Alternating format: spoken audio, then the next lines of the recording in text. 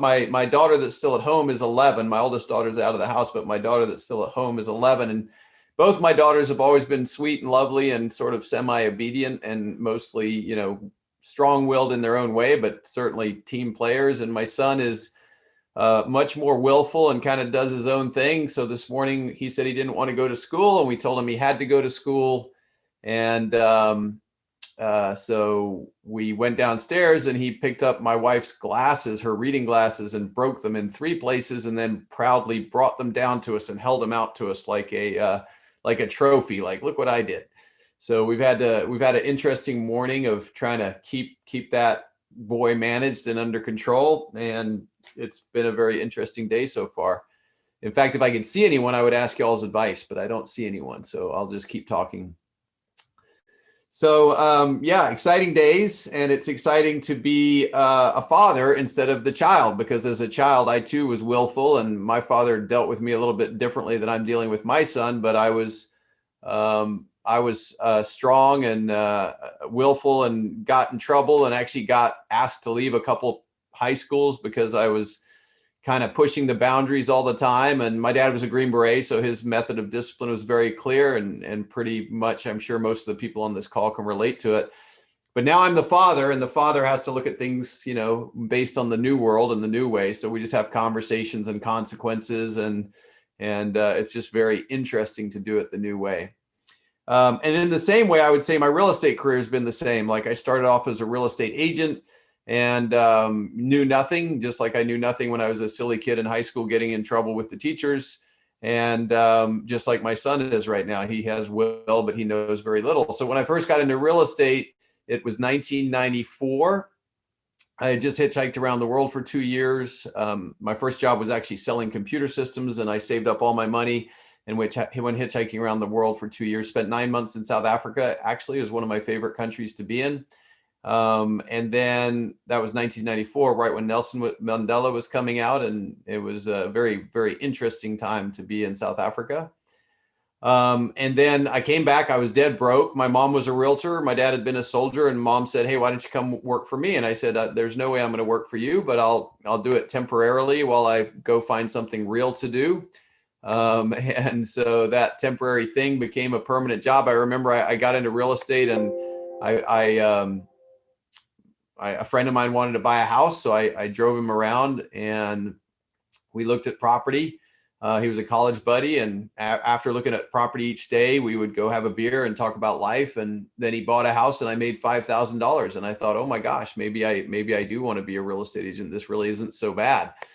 But like all of you, the beginning was at that time, my mom was selling about 9 million a year in sales. So it's about 270,000 in GCI, 3%. And I would join her. I joined her team. And 3 years later, we did 26 million, which is about 750,000 GCI. And we were the #1 team in Keller Williams, which was kind of fun. But to put that in perspective, at the time, Keller Williams, today that score would be nothing. We wouldn't even hit the top 1,000 list, but we were a small company. I think 800 people when I joined, and 180,000 today. So it's been quite the journey. And, I think back then, one of my coaches described me as a rocket ship without a pilot. And I guess many of you can relate to that. Is like, I had a lot of energy, but I didn't have direction. I didn't have clarity. So I just tried to work as hard as I possibly could. I would say I tried to outwork everyone, because that's sort of the right thing to say. Like, I outworked everyone, but that's not exactly true. I had a good engine, a very good engine, but I didn't have, I saw other people were able to work 100 hours a week. I kind of peaked out about 80 hours a week, and that would kind of blow my mind, and I'd have to get some R&R. So not a bad engine, but certainly I've seen people that are able to have more capacity than I had, but I certainly had great capacity. And I did that nonstop. I remember tracking the number of days I worked in a row. I got into a mastermind at that time with a guy called Fred Gross, and Dr. Fred was very into sort of tracking things. And I adopted a peer partner, which was a RE/MAX agent. Actually, at the time, he was the #1 RE/MAX agent in the company in RE/MAX, and I was the #1 team in Keller. But of course, RE/MAX by then was mature, so he was doing way more than me. He was doing 3 million GCI, so my 750,000 versus he's 3 million. But we became accountability partners, and we would just track how many hours we worked and see who could outwork the other. It became like a game between us. And he always won, actually, to be honest. I would always hit 14 hours. He'd hit 16. I'd hit 12. He'd hit 14. So yeah, I was a very hard worker. I worked as hard as I could, but definitely not the hardest working human ever that I've seen. And it was, years of that, just working and working and working. And I also, at that time, we had this great teacher in America called Howard Brinton. And Howard Brinton had something called the Gathering of the Stars. And what Howard would do is bring all the top agents together, and they would share all their secrets. And real estate agents in America are known for their generosity of spirit and the generous way they share. So I would go to these seminars and just get 1,000 ideas. And I remember I would come back and I'd try to implement all those ideas. And my mentor at the time was a guy called Mark Willis, and Gary Keller, of course, and Mo Anderson. Those were kind of my three people who were kind of involved in the company. I think Mo came in 95. Mark was the team leader of my first office, and Gary was the OP of that office. And actually, at that time, he officed in the very first market center, which I was a part of.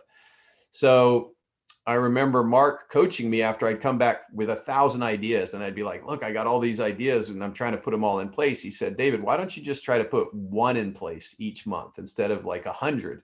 So that was the beginning of my ability to learn to sort of prioritize and prioritize the work I did. And at the same time, Dr. Fred, who was another one of my coaches, he was in a mastermind I was in. That's where I met Pat. He was like, if you just do 3 things a quarter of impact, you can change your destiny. So 3 things of impact, 3 commitments, we called them.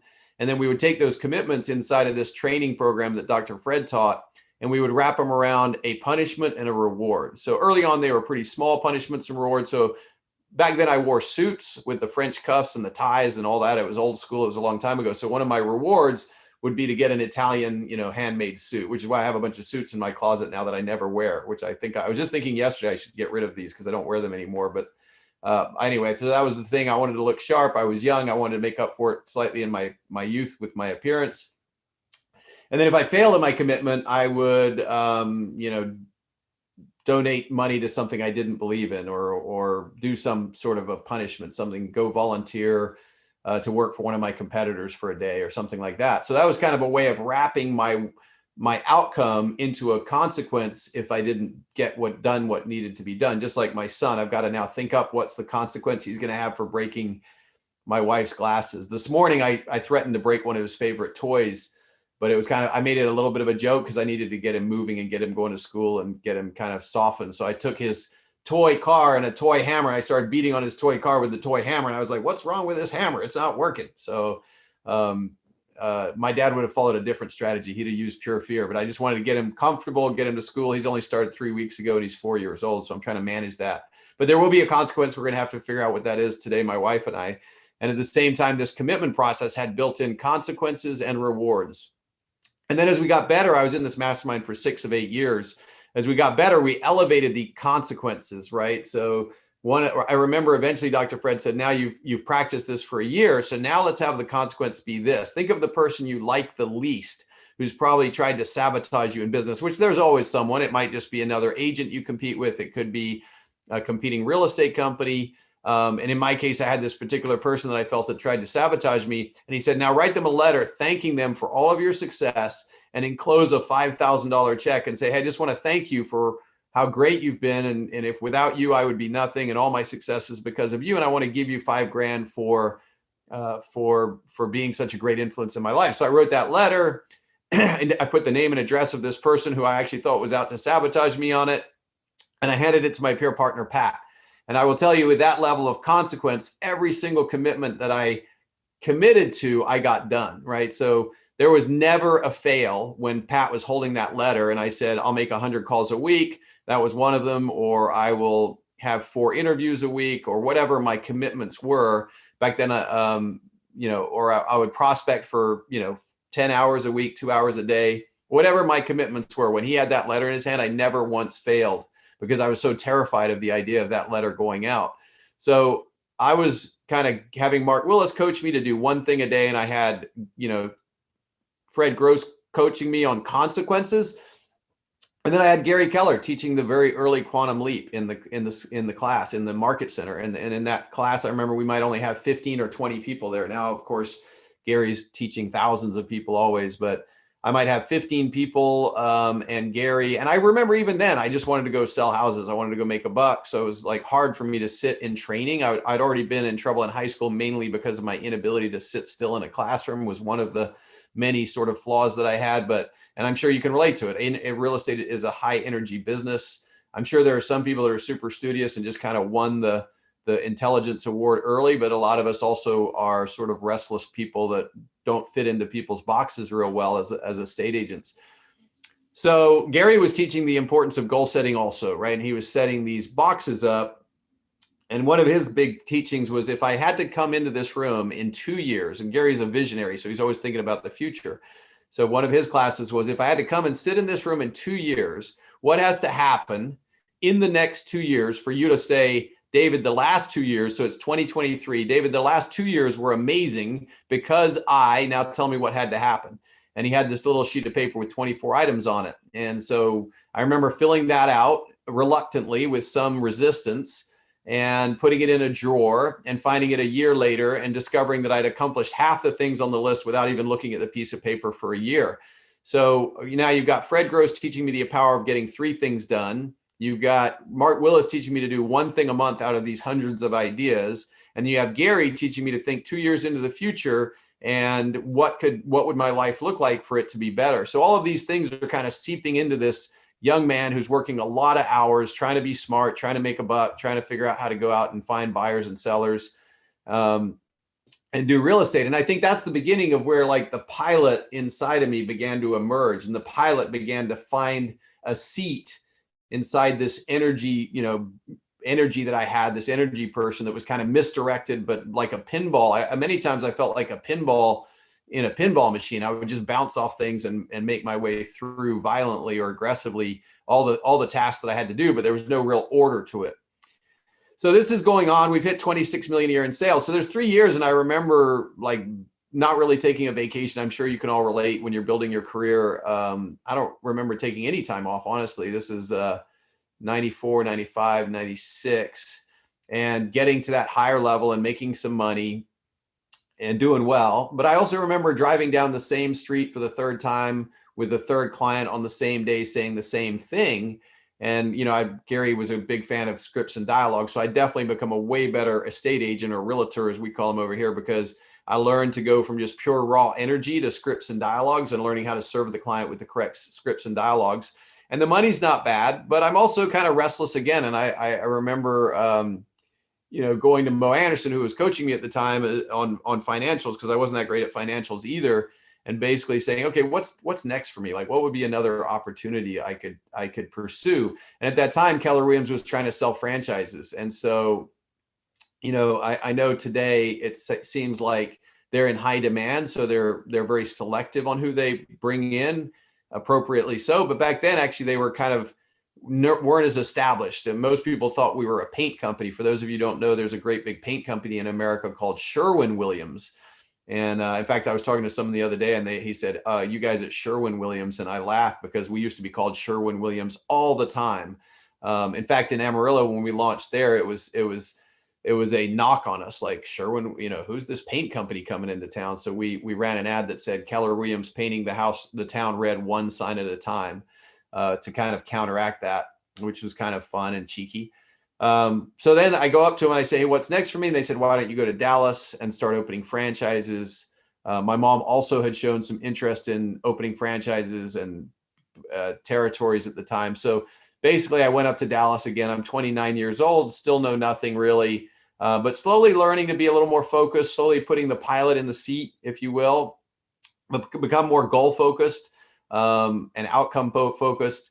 And I go up to Dallas and start, trying to sell franchises. My mom and dad, remember, we're from the middle class. If my dad was a soldier and my mom was a housewife, and we didn't have inheritable money. So the way that looked as a child was we had great housing and we were always well fed, but we just didn't have a lot of money because the military takes care of you with housing and you have enough money to eat, but there's not, I was buying secondhand clothes for school and secondhand, everything. Most of my toys were hand-me-downs and all that. So it's not that bad. It wasn't bad. It was great. It was just middle of the middle class. So I say that so that when we went to Dallas and we started opening franchises, we were using mom's money I had 20 grand. So I basically had nothing. I think I had 35 grand now that I remember, because I remember we were losing 7,000 a month. And I remember thinking, oh, I've got 5 months before my portion was 7,000 a month. And I remember thinking in 5 months, I won't have any money. But so we used the little money. Mom had started being successful in real estate. And so we, like a couple $100 grand or something, we used that to open franchises. So I go up there and it's the same thing all over again. I'm just working as many hours as I can, trying to figure it out. The number one thing to do there was to recruit. So in the franchises that I'd opened, I would be having recruiting appointments, which is just like a listing appointment. It's the same thing. It's prospect, prospect, prospect, have appointment, have appointment, have appointment. I tried to have 15 appointments a week. I was so bad at time management then that I would sometimes be an hour or an hour and a half late to the appointment. And you know, you guys are scoffing at me, but Dallas is almost like a country. There's like 5 million people, and you could drive 60 miles an hour from East Dallas to West Fort Worth, and it would take you 45 minutes at 60 miles an hour without traffic to get across the city. So it's a big area, and I would overcommit all the time. So I'd set all these appointments and then I couldn't make them. So I was constantly calling agents that I knew. You know, sometimes I was just late, and I learned a cute little thing from my mom, a cute script where I'd say, hey, this is David. My voice is on time, but my body is going to be late. So I remember learning that from her, you know, using charm, whatever I could. I would also call offices if I was meeting them in an office, because at the beginning there weren't very many offices. If I was at a coffee shop, I just had to hope they waited for me. And if they were in an office, I'd call an agent I'd know and I'd say, hey, Natasha, it's David. Can you please meet Mary Pfluger at the office? She's a top agent and I'm going to be like 45 minutes late. So if you would just show her around the office really slowly, I would really appreciate that. And so I was terrible at time management, but I knew the number one thing, was recruiting an appointment. So I just had to fit in as many as I could. So at the same time, I'm launching these offices and I'm building the cubicles for the offices. I'm putting together the computers for the offices. One of the dings I got in my credit back then was they would sell these computers for no interest, no payments for 6 months. So I bought them for one of my offices. Then I completely forgot about the payment, I remember. And suddenly that was I had 2 dings on my credit. The second one was guaranteeing a loan to my oldest daughter's mom, to my ex. So anyway, those are the 2 things, but it was just chaos. I was building the computer systems. I was leasing the offices. I was hiring the managers. I was recruiting the agents, and I wasn't good at any of it. So I was very raw. I was very eager. I had a lot of energy still, but I was very incompetent. Like, in fact, you couldn't do today in Keller Williams what I did back then, because they just needed people to buy franchises. So I kept buying them. And there was a lot of turnover. A lot of the early guys got replaced out. So I just tried to make it up with energy, but I'm starting to learn a little bit more about focus. I'm starting to learn a little bit more about, planning. I'm starting to sort of get that vision in my life, but I'm still very rusty at it. And I'm still basically just trying to use activity as a way to win, like just massive activity. And, I got a few people trying to sabotage me. I got some hate mail from our competitors. It was a very, very interesting time. And then I'm doing this, and I remember one year I decided to read the Bible cover to cover. I quit drinking alcohol and I tried to eat vegetarian, and I was working, as hard as I could, 65, 70, 80 hours a week, depending. And I've been up there 3 years now, banging my head against the wall. I have 6 offices at the time. One's doing pretty well. That was the one with Mike Brody. That was great. The one with the McKissicks was doing well. And then the other 4 were in various forms of disaster. I had one OP who was pretty good at recruiting people, but when they made him mad, he would threaten them, throw him out the window. So that wasn't going too well. I had another OP and his wife who were committing fraud out of the market center, not only defrauding Keller Williams, but other agents and clients and everything. So we had a big mess on our hands. So I had to kind of take over those 2 offices as the OP while I was selling other offices. Decided to read the Bible cover to cover, quit drinking all in 1 year. And I remember halfway through that year, I just had like an identity crisis, and I got shingles from stress. And I remember going to a doctor. I just had this rash on my chest that just was super painful. I guess it's a recurrence of chickenpox or the vaccine or whatever. And I went back to a doctor, and he's like, man, I tell you what, I got good news and bad news. I said, well, what's the bad news? He says, the bad news is you have shingles, and people don't usually get this till they're 50. So I don't know why at 31 years old you have a case of shingles, but it's usually caused by stress. I said, what's the good news? He said, usually, not always, but usually you only get it once in your life. And so far, touch wood, that's been true for me. I only got it once, but literally I'm just dying. Like I can't sleep. I'm in agony. I'm like overly stressed. And I went to my partners at the time, which would be the McKissicks, my mom and dad, Joy Niece, who God rest her soul, who died earlier this year, and some other people. I just said, look, this isn't working. I'm dying, so I'm going to quit, but I'm not going to leave you in the lurch. I'm going to find my replacement. So I'm out. So about that time I had there were now 8 offices in the region. And I think I was the OP of 3 or 4 of them. And I was running the region, and I was actually trying to keep my mom's team going in Austin too. But pretty soon I realized that had to be sacrificed. Now my mom did great all by herself. Don't get me wrong. Mom was an amazing agent and always has been. She's a high integrity, hard worker, just a very unique and amazing human being that I'm very lucky to have as a mom.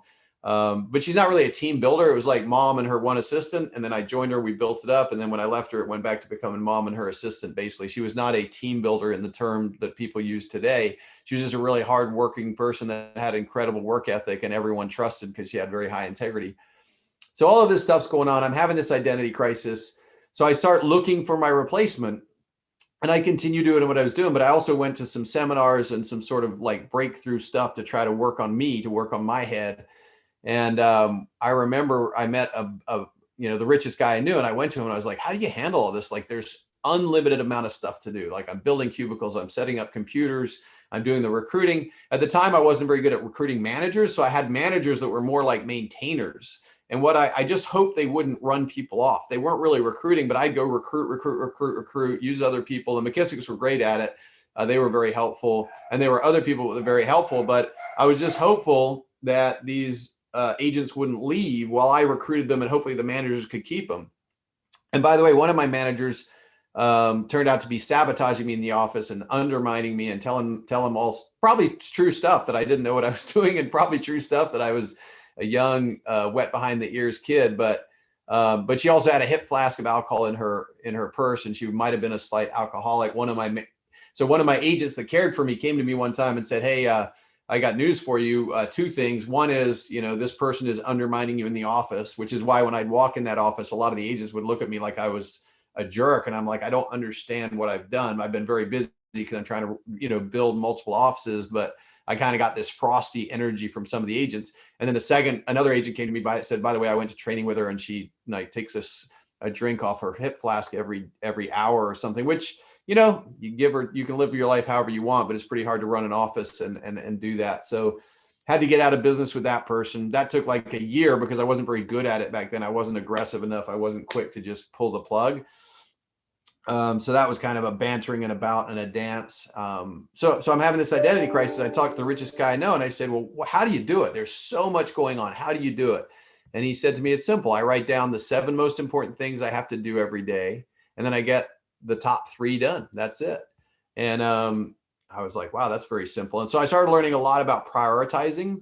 And long story short, I did these seminars and these things, and then I kind of had a breakthrough. Like when I decided I was going to quit, I just, like when you're going on vacation, you've got more than you possibly can do. I started just doing like the most important things. I started blowing off the less important things. And I was just getting all these wisdom and knowledge from the universe of like high priority items, top A priorities. Again, all these lessons were layering in that if I just do the most important stuff. And then I talked to the richest guy I know, which wasn't Gary Keller at the time, by the way, because Keller Williams was losing money. This was just a guy I knew that was in Keller Williams that happened to be a multifamily guy and had like 150 million net worth in multifamily student housing.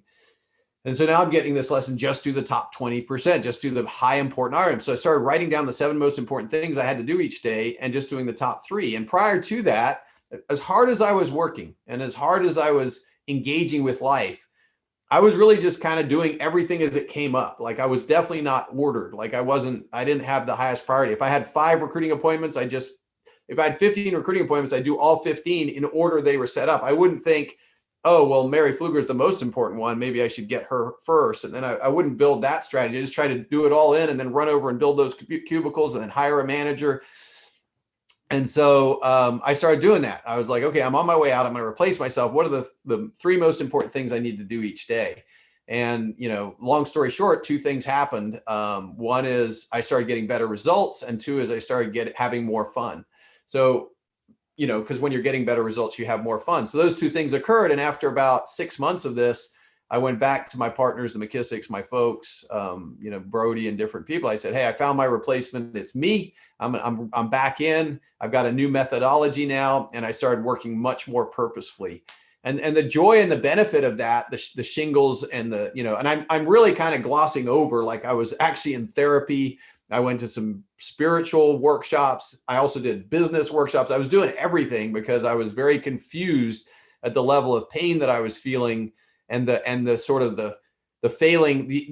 I thought I'd have more success, and I was having a lot of failing. Yes, I was having some success inside of the failing, but there was a lot of failing. Meaning that I had people that were defrauding people and a guy, OP threatening people, and I just couldn't put all the pieces together. No matter how hard I worked and how hard I tried to be a good guy or the good man or whatever. And then this breakthrough happened where I just did the most important stuff and I eliminated all the little stuff. And it was like everything got easier. I got better results. Now I had to learn a whole new set of skills. And I remember shortly after that, I was living in my house, and I decided I had been very good about going through my bills and using Quicken to kind of keep track of my finances because of some problems I'd had earlier when I was younger, where I'd kind of run up some credit card debt and kind of didn't know what was going on with my finances. But I decided that wasn't a high enough priority. So I put that aside. While I'm sitting at home, my kitchen is disgusting because I didn't clean. I stopped doing my dishes because I was like, I'm just going to do the top 3 things every day. And then my electricity went off. I'm just sitting at home and my electricity went off and I realized I hadn't paid my bills. So I had to develop some new skills. And one of them was to find a bookkeeper that's been with me now 20 plus years, who just receives my mail and pays my bills. One was to hire somebody to clean my house. Like all these things I had to figure out how to do and add in, but I really became very good at just doing the most important things. So now we're 7 or 8 years into my career. I've got some market centers. I've kind of quit, but rehired myself. And now I start getting better results. And this was the beginning of sort of realizing my top 20% was hiring world-class leaders. Fortunately, Keller Williams was teaching the recruit select process back then, which I think is such an amazing gift to have learned at such a young age. When I was going through that with Gary Keller when he was first learning it, and that would have been 97-ish, I think 98-ish, just when I started my career as a regional guy. So I just said, look, the number one thing I do is hire managers, team leaders, we call them. The number 2 thing I can do is hire top agents. And the number 3 things I can do is sell new franchises. So those are the 3 things I'm going to do, and I'm not going to do anything else. And that's what I started doing. And one thing led to another, and I started having amazing success, launching better offices. The offices I had got better.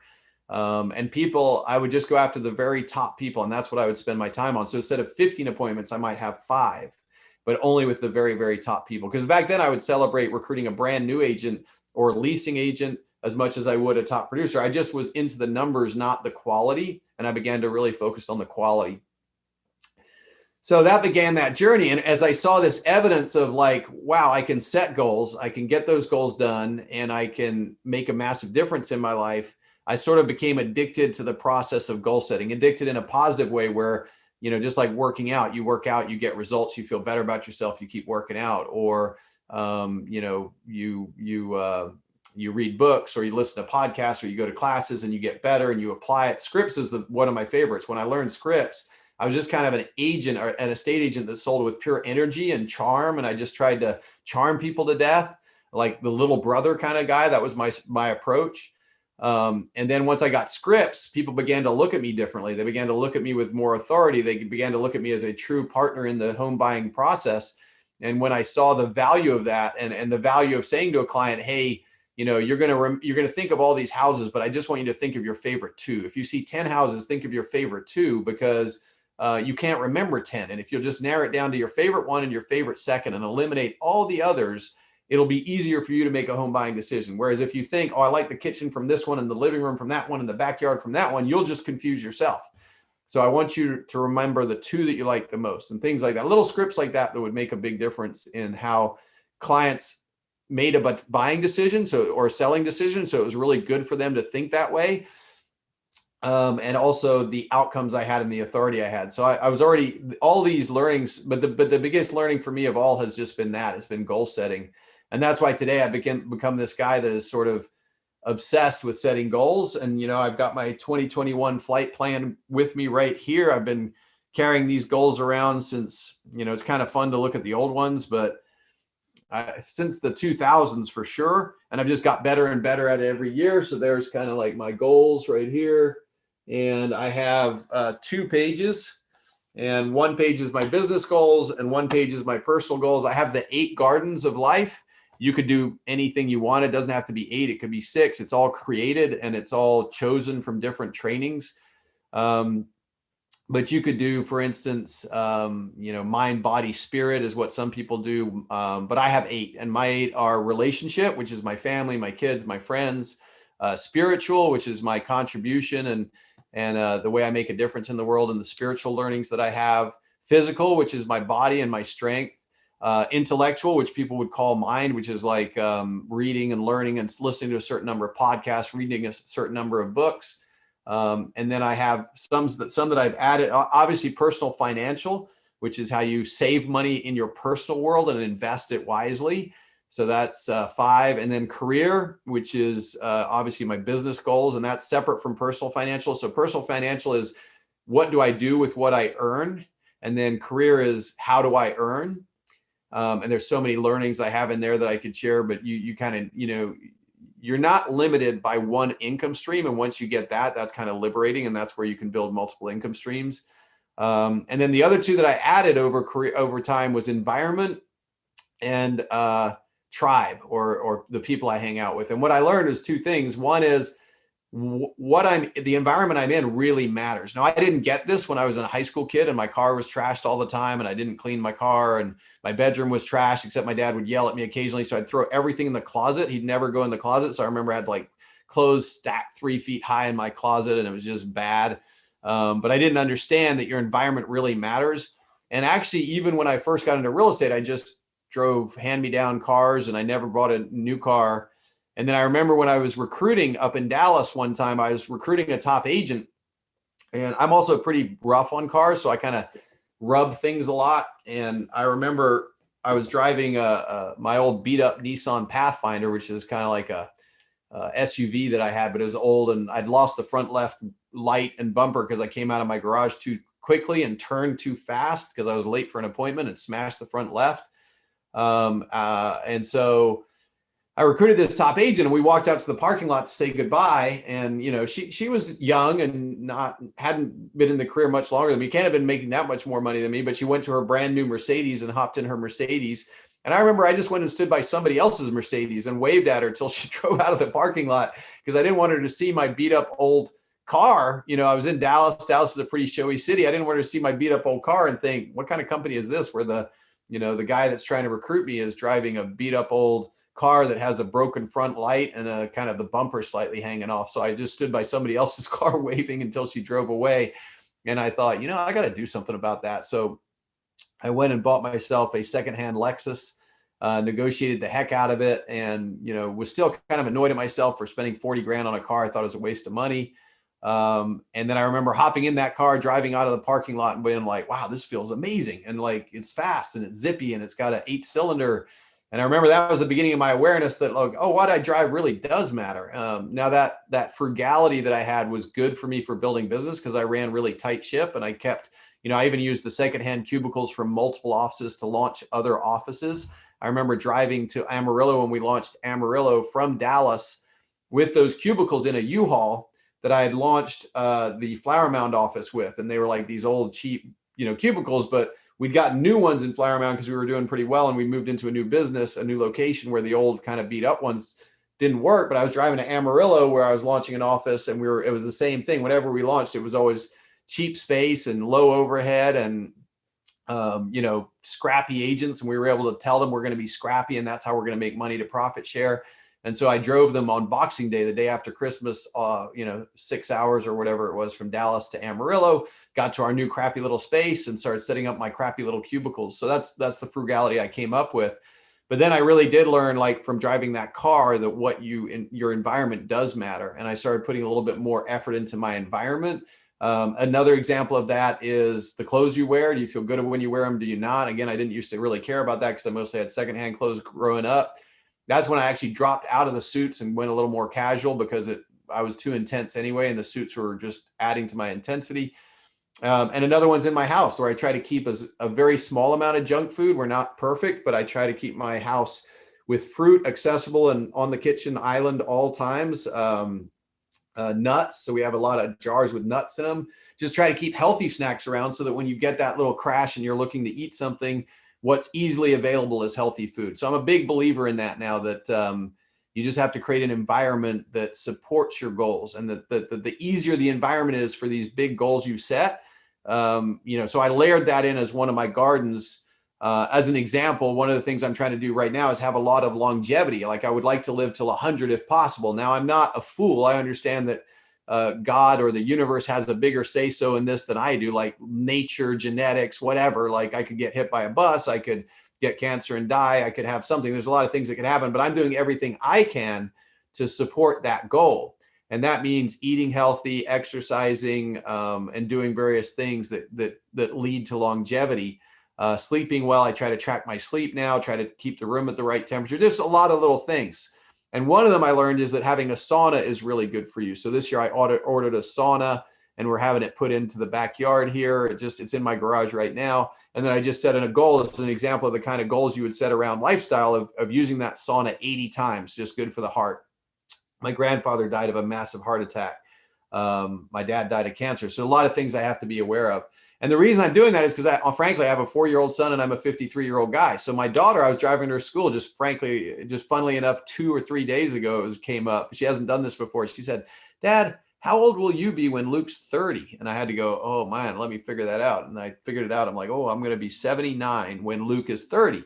So there's a lot of motivation in there for me to see him get married and maybe have some kids, and to do all of that with my daughter as well. Then I've just got to do my part in keeping my environment, my temple, if you will, as healthy as possible. And then the other one is tribe, like who you hang out with. And I've been really lucky in that department. In other words, having Gary Keller as the first OP, Mark Willis as the first team leader, Mo Anderson is one of my mentors.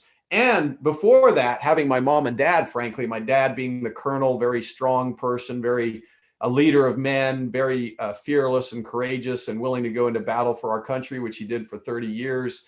A medal winner and 2 Purple Hearts and a couple Bronze Stars and whatever, all the things he did in battle that he loved. And then my mom, who's this super high integrity, high work ethic person. Neither one of them business minded. So that was the kind of the gap. But Gary Keller being an amazing business mind who was pouring into us from a very young age. And I began to realize how much you're shaped by your environment, like how much you're shaped by the things you go through. And so like that became part of my mission too, is like, who do I hang out with? And one of my missions every year is to interview a billionaire or somebody close to it. There's a guy worth $5 billion in Austin that we're reaching out to now on a regular basis. Like, hey, what would it take to earn coffee with you? Or what could we do to, earn a 15-minute Zoom call with you? Just to sort of find mentors and new ways of thinking. Doesn't have to be money, guys. It also can be like there's a guy that runs a giant charity called Community First, where he's creating homes for the homeless. And he's Alan Graham, who's just an amazing human being who quit everything in 1990 and dedicated his life ever since in his ministry to the homeless. But it's just exceptional people, could be Olympians, try to get around them, and then just maintain a very high level of quality of friendships in the people around me. So your tribe really does matter. It's the reason I spent money to go be with on Necker Island with Richard Branson, is just to see how Sir Richard thinks and how he operates, and just get in the energy space of people that are achieving a great deal. So you can now see this long journey of just massive work ethic, learning to prioritize, learning to sort of set goals, learning to do the most important stuff. And then once I developed that discipline, which I have at a great deal now, like I'm really a black belt at this. But it's funny because I think back and I was a procrastinator, high energy, not focused, lazy in a sense, not really lazy. And like I was always doing something, but I wasn't always doing the right things. So, I think about that journey I've been on, and sometimes I forget as a 53-year-old man today how much I've developed this over 20 plus years now, 24 years of probably really making commitments and goal setting a priority for me. So when I meet with my nephew and he's unfocused or not got it going in the right direction, or I meet with young people, I have to remind myself that I was probably worse and farther behind than that person when I was their age. I mean, my nephew's 23. At 23, I think I was clueless. You could look up clueless in the dictionary and that would be me. There would be a picture of me because I had no focus and no real clarity. I had a lot of good intentions and I had a lot of idealistic views like young people do, but I had no gumption, no grit, no ability to grind. And to grind with purpose. So grinding was the first skill I had to create and skill on. And that was kind of easy for me in one way, that I liked money. So I worked, I had a lawn mowing business, and when I worked in real estate, I realized the harder I work, the more I'm going to get paid. So that was a motivation enough for me. But being focused with that grind is such a gift. So now I have the ability to choose my destiny and choose my path. And I have the ability then to execute on it because I've built both of those muscles, one of grinding, but more importantly of purposeful focus. So I guess really the muscles are goal setting, and then setting a vision. So getting the goals done and then setting a vision. And that's where I talk about air game, ground game. So I've learned in this long journey of work and adventure and just grinding it out that the biggest thing we need that most people don't do is step out of your life on a regular basis and say, what's missing from my life? What do I need more of? And what do I need less of? So, another example of that is, unfortunately, there are no really good studies that show that drinking alcohol is good for your long-term health. Unfortunately, because I like to drink. My dad was a big drinker. We were raised in a family of, having wine every night, having a martini, et cetera, et cetera. But I looked at all the studies. I've looked at all the data. You can make a small argument that maybe 2/3 of a glass of wine daily could be good for you, but that doesn't mean half a bottle, especially for me, because I'm a little guy. I'm only 155, 160 pounds. Can't do the metric system yet. So if you guys are still on metric like the rest of the world, I can't flip that for you. You have to look it up. So that's an example of, like, I've used discipline to dial back my alcohol consumption to where now my wife and I only drink on weekends. So we haven't given it up completely. And if you'd asked me 10 years ago, I would have said, there's no way that's ever going to happen. There's no way I'm ever going to not drink alcohol. I enjoy it too much. It's a family tradition. I'm not a drunk either. I'm not implying, but it was just, we would drink a couple glasses of wine pretty much every night. Certainly 6 nights a week. And so we've dialed that back. And that's an example of a goal I set, when one of my goals now under nutrition and health is to have no alcohol 200 days out of the year. And so using that goal, which a lot of people set New Year's resolutions and they say, oh, I never get them done. I set them, this is a joke, right? Everyone sets New Year's resolutions, but no one does them. The biggest year for a gym is January because they all join the gym, but then no one ever goes. In fact, there are whole business models built around gyms of like selling as many memberships as you possibly can because they know no one shows up, right? So they give a super cheap membership, $10 a month. And then if they get 6,000 people to sign up, they got 60 grand a month coming in, and they never have 6,000 people in the gym because 90% of the people never go. And if it's a low enough ticket price, they never change it anyway. So, but I'm not that, right? Like, I've learned through all of these applications, like, to really do what I say I'm going to do. And that's where the goal setting comes in so good. And I think that's where Dr. Fred's process of having a punishment and a reward around commitments early on, which started small, but ended up ramping up to a punishment that I would never tolerate. Like, I would never tolerate that letter going to the person that I perceived as my biggest obstacle to success, giving them credit for my success. So that wrapped it in, then seeing the results after 2 years of the things Gary Keller had made me write down that had been pretty significant goals that I had created because I was in that classroom, because he was making me think about it. And then seeing the impact of the shingles and the stress and sort of the breakdown. And that was probably 7 or 8 years into my journey, where I really probably worked harder than I should have worked for those 7 or 8 years. But, I think you have to do that. I probably spent 15 years working, 65 hours plus a week, but it took 7 or 8. I never took vacations. Then after that, I started learning, and Mark Willis was another mentor. He's like, I set one small vacation a quarter just so I can go fully recharged. And I didn't really get that, but I do now, that if you're going to ask that much of your body, you need to make sure you're getting rewards, or at some point your spirit will be like, why am I doing this again? Like, I don't really see a reason, and it'll break you down because you're not giving it a reason for pushing your way through the parts that aren't so healthy. So, and then having that breakdown and meeting, asking that wealthy guy and him telling me to do the top 3 things. every day out of the 7. I don't know why he said 7, but he said write down 7 things and then do the top 3. By the way, later I read it in a old book, something very similar like that. Some guy hired a consultant and he told all the guys, managers, just to do the 3 most important things every day. So maybe he got it from that. Just a positive reinforcement loop. So it's created this virtual cycle in my life where now I still can work very hard when I need to, but I'm so good at being focused on the most important things that I get more done in 1 year than I did in 10 years in the beginning of my career. I get more done in 1 year than I did in 10 years now, and I work less hours, but I'm just super focused on doing the most important things, and everything else that's smaller, paying bills, cleaning the house, like everything to just a massive amount of things are handled by other people. And so I just kind of delegate everything that doesn't serve me. And then I spend all my time doing 3 things now, which is 1, recruiting talent, which I still do to this day. 2 is recruiting opportunities, which is finding new places for talent to win and me to win and opportunities to expand my world. And then the 3rd thing is creating a vision, which is pausing, getting out of my life, sort of taking my journal and sitting down and say, what's working, what's not working on a continuous basis. I think that's a lot I've given you, but the number one gift of this journey of sort of, I want to say discipline, but I hated the word discipline when I was young. I absolutely hated it. I applied discipline to my dad yelling at me for something I did wrong, or which probably deservedly so, but that's what I equated it with. But the truth is, today I see discipline as a liberating word, because when I stay on track with my things, I get to do the things I love. So discipline, or maybe just commitment, is the word.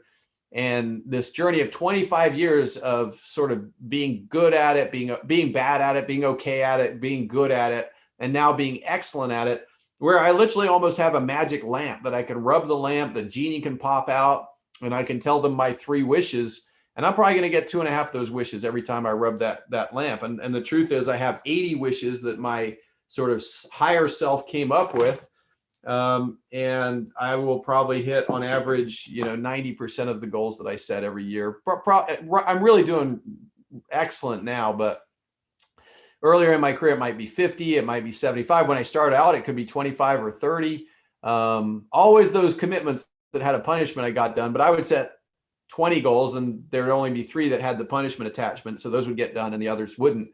And some of the wishes, they're not real wishes. They're like being in great shape. That could be my wish, living to 100. But the actions or the goals are work out 240 times, no alcohol 200 days, no sugar 150 days. I'm actually more addicted to sugar than I am alcohol now.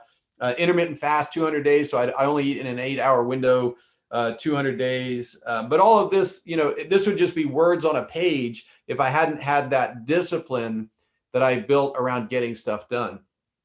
One other component to this is that the goals that I set are very interactive for me. So this is like my constitution with myself. So I look at this on a regular basis.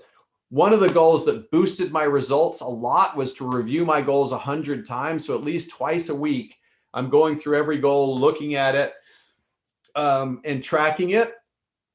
And then the other thing I added last year, which has been great, has been a habit tracker. And this has really been helpful. So that's, let's see if this is January. It probably is. So that's my January. And then of all the goals that I set, which there's about 20 here, or maybe 18, that are actually numerically driven. So like I said, I review my goals 100 times, right? So that's twice a week. So I have right here on this list, on this grid paper, it's just a grid paper. It could be any grid paper. It says review goals. And then each time I review my goals, I give a little X. This is the date, this is the month, and these are the days of the month up here. Here's intermittent fast. You can see I kind of nailed the intermittent fasting. So there's a lot of X's on every day for intermittent fasting. Done pretty good on no alcohol. I meditate or pray every day. I try to do that 200 times a year. I'm trying to do yoga now. So there's all these things that I can just layer into my life that are able to take my life to another level. And that's kind of the journey I've been on. So I still work hard when I need to now. But the other thing that I started early on was to focus on multiple streams of income. So when I took that moment of popping out of myself and looking over my life and saying, what do I need for my life to get me to where I want to go? Well, amazing health, great relationships, but one of them was, financial freedom, and financial freedom is built through scale of either assets or cash flow or both. And so I began to realize I needed more assets. In this case, for me, many rental properties or franchises. And that's an ongoing, never ending conscious focus for me to build multiple streams of income, to where today I probably have 75 different sources, significant sources of income. I mean, they could be as low as, a few $100s a month, like book sales. I wrote a bunch of these books behind me, Wealth Can't Wait, or Miracle Morning Millionaires, or Tribe of Millionaires. And that generates for me around $1,500 a month. And then on the high side, I could have a market center, or I have 101 single family rentals. And those rentals generate about 40,000 a month in net earnings. But all of that started with one single rental property, and all the books started with one book. So that's what I've done. That's the journey I've been on, of sort of unfocused, massive energy to super focused, a little bit less energy. I definitely at 53 noticed that I've got less energy than I did at 25. That's why I guess they say if you knew what you knew at 53, but had the energy of a youngster, you could, do amazing things. And I'm still pretty high energy, but I definitely, at 6 o'clock when my kid's throwing a fit, I'm like very clear why most people are younger when they have kids, because it takes a lot of energy to meet that energy. But I've definitely designed a life that works really well for me. And it's, through hard work, but hard work alone won't get you there. One of my favorite quotes is from William Thoreau. And he said, hard work is not enough. Ants work hard and they're still ants. So hard work really matters. And I don't think without it, you can get to where you need to go. But you also want that kind of focused awareness on how to use your energy in the most effective way. So kind of that's the journey. Today where I'm at is we have, I merged with Smokey Garrett, my amazing partner, with my single family real estate sales practice. We now have 4,000 agents plus or minus, probably sell close to 13 or 14 billion in real estate this year. We're the largest real estate company in Dallas, Fort Worth, second largest in Memphis, and second largest in Albuquerque. Amazing team of agents that do incredible work. We have an amazing group of leaders. And then I've got a private equity firm that's run by an incredibly smart group of people, where we invest in other real estate assets, a couple of master franchises, and then a bunch of intellectual property. And we also created a tribe for millionaires called GoBundance. GoBundance is also doing amazingly well. We hired a really killer CEO last year. And Chris Ryan's been doing a great job for us. We're up to 350 members there. So just all of these things have the same pattern for me, which is set the goal, figure out the key metrics that need to have happen, figure out the key hires that need to have happen, and then go make those hires and try to make them stakeholders in the business. So that's kind of it. I don't know. Are we doing questions, or do you want me just to keep talking? Hi, David. Yeah, no, actually, we're out of time here. Okay, perfect. Well, Thank it you was so great. much. That was so amazing and so inspiring. Thank you. We'll share the link with you. That's on the events platform. It's really great. So You guys are amazing. Thank you so much. It's weird. The only weird thing about it, Lizelle, is not seeing anybody. Like I've